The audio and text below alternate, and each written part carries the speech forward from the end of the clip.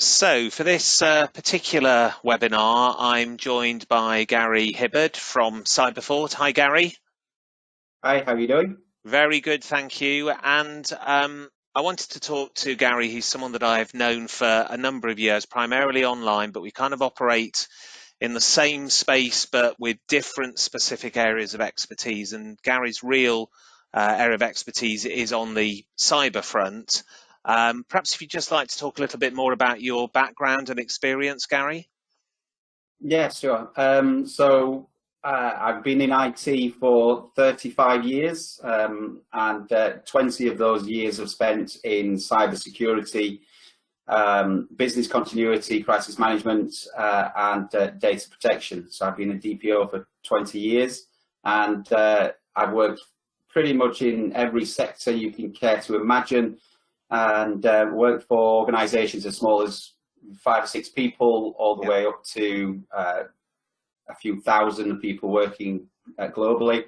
I've headed up crisis management teams for Europe, for a European bank, and done ISO 27001, ISO 22301, so these information security and business continuity standards many times over for lots of different organizations. So that's me. Very passionate about this topic: cybersecurity, data protection, business continuity, and that's me. Fantastic. Now, clearly, this is a website which is focusing on organisations' response to the current crisis, the pandemic. And I guess what some people might be asking is, yes, we were worried about cybersecurity. That was on everybody's radar just a few weeks or months ago. Actually, we're dealing with something far bigger. Why should business leaders, business owners, and business managers be even bothering to think about cybersecurity right now? Because absolutely understand that position, but there are groups of people out there and individuals who are, their sole purpose is to separate you from your hard-earned money. These cyber criminals that are out there are increasing their efforts. We're already seeing this. You may have already witnessed it and experienced it yourself, seeing scam emails, these phishing emails coming into your inbox, which have suddenly stopped coming from, your bank to suddenly coming from the local supermarket saying that you've been moved up in the shopping queue, and all you have to do is click a link and enter your details just to confirm that you are ready to make your purchase. Action fraud have actually seen an increase of something along the lines of 400% of phishing attacks and fraudulent attempts to extract money out of people. So whilst you might be saying, look, we've got limited resources right now, we really need to put our efforts over here. Unfortunately, I would say in these times, which are very, very difficult, I would hate for them to get even harder when one of your employees clicks on a link because they've suddenly been sent an email that says, you can get hand sanitizers for this amount of money, or, you can get face masks from this particular link. It's happening. It's an increase by the cyber criminals, and we need to be probably more vigilant now around cybersecurity than we ever were. So, to be clear, is your kind of experience or advice that actually organisations are more vulnerable now than they were 3 weeks ago in terms of cyber threats? Yeah, absolutely. And the reason is very simple. Before you had a workforce potentially that was controlled. They were in a controlled environment. They were using your PCs. They were in your premises. Now you've got a dispersed workforce who aren't as connected. So, receiving an email from, if one of your staff receives an email purporting to come from the head of finance saying, look, we've managed to secure some additional funding, but in order to do that, we need to send our bank details to this particular email address, then they're going to comply because it's just not as easy just to pick up the phone, or it's perceived not as easy just to walk down the corridor and be able to speak to somebody. So this dispersed workforce now has led us into a place where the bad guys out there will look to exploit it. And just on that topic of bad guys, before we come on to, what we can do about it, I think sometimes normal people, the rest of us, think that surely no one would take advantage of this, horrific crisis, which is, harming people's lives in a very, very real and personal way. Surely people wouldn't take advantage of that, but that's not true, is it? It's not, unfortunately. We're even seeing and hearing that these scammers and these people who will, if they can take over your systems, will lock them up, encrypt the hard drives and then not give them back to you unless you pay a ransom. They're targeting hospitals. Mm. So I'll leave that there. If they're they're targeting hospitals. If they're doing that, then what makes you think that they're not going to target you as an accountant or a finance company or as a marketeer or as a whatever? So unfortunately, these people aren't governed by the same moral or guided by the same moral compass as we are. So yes, unfortunately, that is the state of affairs. People are taking advantage of it. And the fact that people are working from home, that is also making people more vulnerable, is it? It is. And, there are some relatively simple things that we can do to help protect people. And, we should talk about some of those practical things that people can do. But it is leaving people vulnerable because, let's be honest, whether, we like it or not, as contingency planners, for me, I'm always thinking about having contingencies in place and plans in place. But, in business, it's not always that easy. And certainly this caught a lot of people off guard. The size and the scale of it, the shock and awe that we've experienced has forced a lot of people to implement plans, on the hoof. They've had to just make these things up. So, we've heard of people having to go out and buy laptops to be able to equip their staff, or even, and I quote, go out and commandeer your kids' laptops, your personal laptops, and use them to do business to keep things going forward. So that's happening. That's a fact of life, and I'm not blaming anyone for doing that. But what I am saying is, well, of course, now you are now being you are vulnerable to potential attack because those devices aren't controlled and perhaps aren't as up to date with their security patches and don't have the latest antivirus software installed on them and such. So yes, we're more vulnerable because of the fact that we implemented this current lifestyle that we're living in a rush. Yes. Okay, so let's move on to some of the practical steps that managers, leaders, business owners should be taking at this stage to reduce that threat. It's the first step, really. The first thing is knowledge, being aware of this. I think for anybody watching this now, you are already 10 steps ahead because you are now aware of this risk. The next step is to actually then communicate this risk and maybe get your teams to watch it. We're not here to scaremonger. What we're simply doing here is to, open people's eyes to the realities of this modern digital world in which we live. So communication is really key.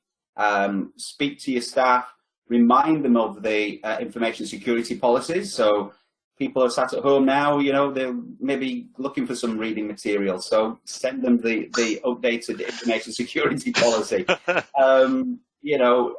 Now's the perfect time to run a webinar, get them talking about security, and just wrap your arms, virtually around your teams and just say, look, if there is an incident, we want you to come forward. If someone does approach you or, send you an email that you're a little bit unsure about, now's the time that you're likely to get these kinds of emails. Just remember that it's okay to pick up the phone, drop us an email. We're never going to, shout at you for doing that. So the first and biggest thing you can do is communicate better.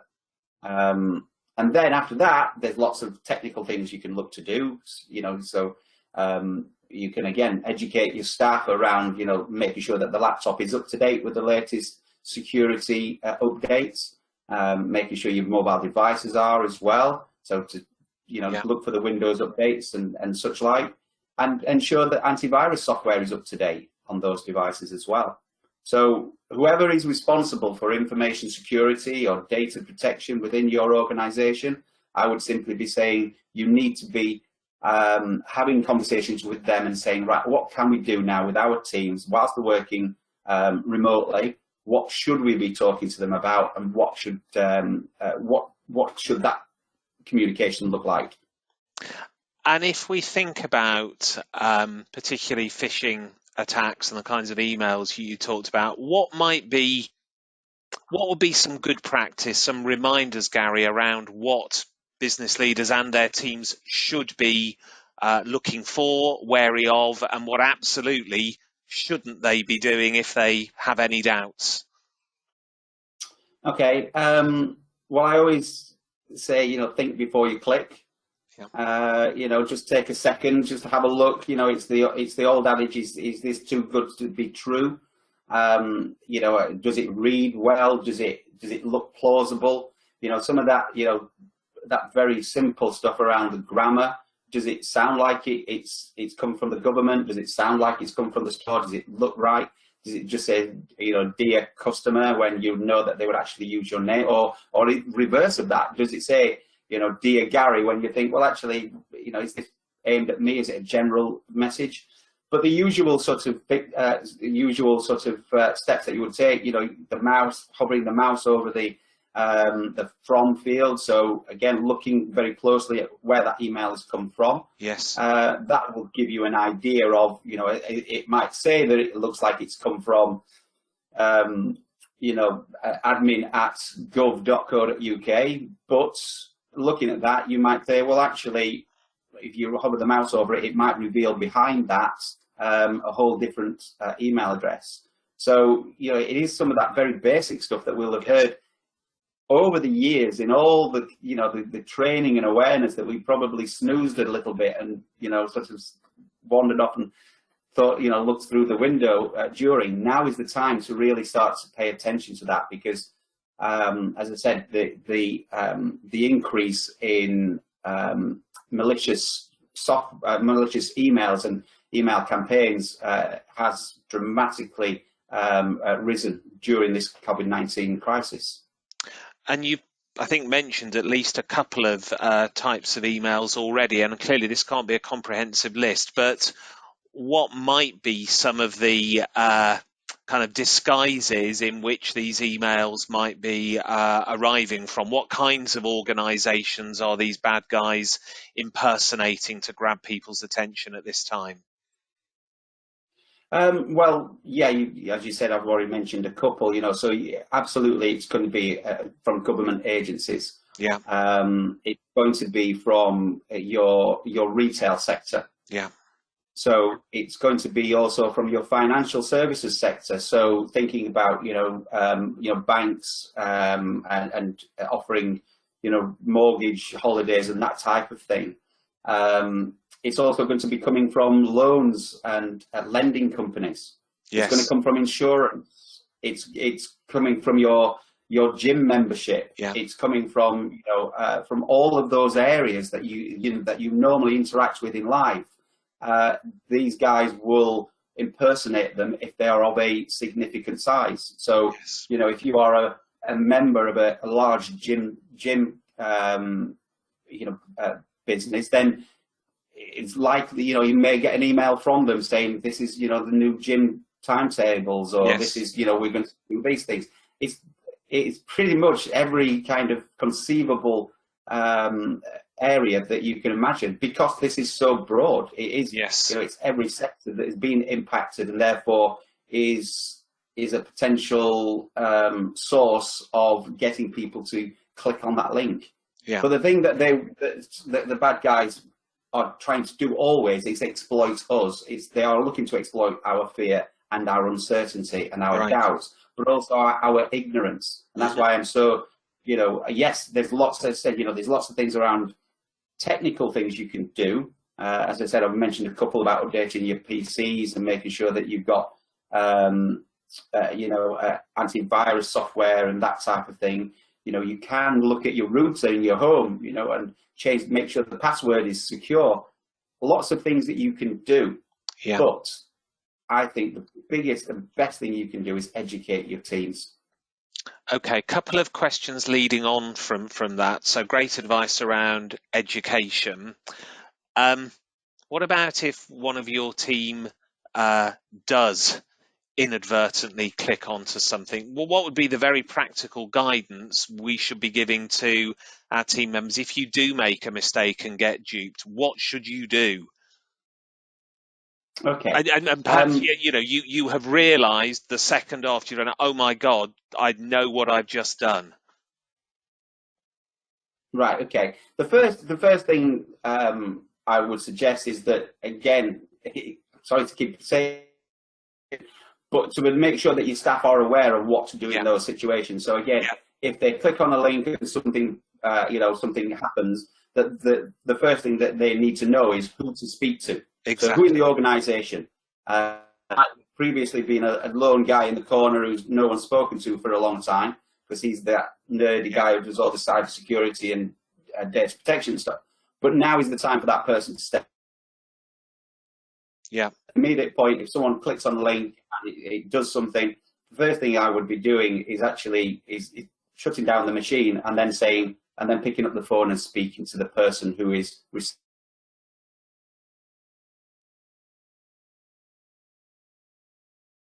they will then put in some series of steps that hopefully are in place within the organisation, and that's a series of triage. So it may be a case of shutting the network down or the parts of the system down to protect the network. What you definitely don't want to do is hide the fact that this has happened and pretend it wasn't you, because if this is left unkept and left unchecked, then this virus is then free to roam through the network and through the systems and could cause a lot more damage. Yeah. So the first thing to do is to be honest and say, look, I clicked on this link. This is what it did. This is what I saw. What do we need to do next? In terms of the organisation, what it needs to do then is hopefully it has contingency plans and processes, or even just processes in place what to do in the event of a hack, a data breach, and that will include informing the law enforcement, so action fraud. But it can also include shutting down parts of the network. It's about, I think in those situations, it's about working with your IT department, your IT function, your support company, cybersecurity people like myself, who can assist in terms of, triage and protection of the environment that you have. One thing to do before all of that, because prevention is always better than cure, but one of the first things that we would always say to anybody when something like this happens is, where is your backup? How have you backed up all your data? So making sure you have good backups now is a good thing to start to ask that question of your provider, to make sure that that's in place. Because it's one of the first questions that we would ask. Yeah. If your network is just really being crippled, then it's a case of we may need to rebuild it. How do we get that data back? Okay, and one thing I'd just like to kind of add to what you said earlier on in that answer, Gary, is that getting people to send word up the line is the critical first step in any crisis management response. When we're again working with organisations, unless the person at the front line who spotted the problem knows who to call and feels safe and confident enough to make that call, nothing can happen in terms of responding to it. So I think the other thing I would be endorsing and also encouraging people to do is to make sure that they have a culture and they communicate with their team members working at home that says, this is absolutely not about blaming someone. This is about, we need to know in order to help and in order to put the situation right. So I think because I think also that's an issue in business as usual. I think when people are at home, that there's this slight feeling that because I'm distant, I can hide it or cover it up a little bit more easily. Of course, that doesn't make rational sense, but I think it's easier maybe for people to have those conversations in the normal workplace than actually when they're at home. And I think it's just really important as leaders and managers within businesses to genuinely give people the safety and the confidence to know that, please tell us, there will not be consequences for you in order for doing that. Quite the reverse. We want to hear, we want to know. Yeah, no, I completely agree. Anything around kind of as we start to move towards the new normal in who knows, month, 2 months, 3 months time, who knows what that is? Is there anything else you can see coming down the track that we need to start thinking about as we move back towards a more normal way of working, or have you covered it in your previous advice, Gary? No, I think it's going to be an interesting one when we do return to the new norm. We're going to, I think we're learning a new way of communicating, and webinars, I think, are going to become, and virtual meetings are going to become much more prevalent, because suddenly people have realised that they can work from home quite effectively. Yeah. So I think we're going to start to see more remote working than we did historically. So I think there's going to be a shift of this, where data and information was stored, within the confines of a office space. Yes. We're going to start to see that being spread out and almost the reinvention or the rebirth of the home office. Yeah. So I think we're going to have to think about what that means to us as a business, and it will have both positives and negatives. And I think, I'm a glass half full kind of guy. Some may not believe it from what I've said already, but I think there's great benefits from technology, and it's a great tool when used well. But I just recognise that it's a two-sided coin. So with the good always comes the bad. So as people do start working remotely a lot more, we've got to think about how do we continue to ensure that we comply with things like the GDPR, and we continue to protect data and information in this much broader office environment than perhaps we have in the past. So I think there will be different kinds of risks that we'll start to see, but certainly a more mobile industry and world, I think, that we're going to start to see coming in the next, hopefully in the next few months. Great. So, final question. What would be the key points that you would like people to take out of this? What are the most important things they should be focusing on right now? I think it's communication. I've said it repeatedly. I think it's communication for a number of reasons. I think people need to, people are feeling isolated. And, we don't venture too much into many people's lives as business leaders sometimes. It depends on the size of the organisation and such. That might be the province of the HR department, and it might still be the case. But, right here, right now, we've got to think about our team's welfare and their mental welfare, mental health. And we've got to recognise that people are going to pull us through this. Yes. And technology is a great thing, and it's a great enabler of communication and such. But I think my hints and tips, or my advice to anybody right now, is just to think about what your communication plan is over the next few days and weeks and months, and have a plan as time extends. And that definitely needs to include training while you've got staff at home, and training them on cybersecurity. So not just cybersecurity, but other things as well. Take this opportunity to, in a disconnected world, to reconnect. Fantastic. Thank you, Gary. That's really, really helpful. Clearly, one of the watchwords of this situation is stay safe, and clearly staying safe online applies just as much as staying safe personally in terms of your personal health. So thanks for that. Thanks for that insight. Thanks for the guidance, and really appreciate you sparing the time. You're welcome. Pleasure. Thank you.